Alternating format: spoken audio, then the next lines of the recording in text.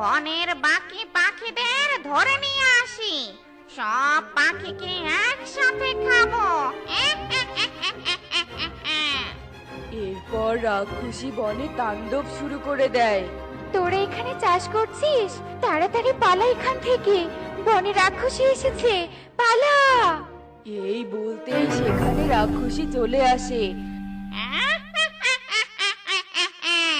পালিয়ে যাবি কোথায়? এবার সকলকে আমার হাতে মরতে হবে। এরপর রাক্ষসী সব পাখিকে ধরে ফেলে আর সব পাখিদের খাঁচায় বন্দি করে রাখে। আমি তোকে আগেই বারণ করেছিলাম কালু, এই নতুন ঘর চুরি করিস না। দেখলি তো আজ তোর জন্য পুরো বন বিপদে পড়লো। আমি আমার ভুল বুঝতে পেরেছি তোতা, আজ আমার জন্য এসব হচ্ছে।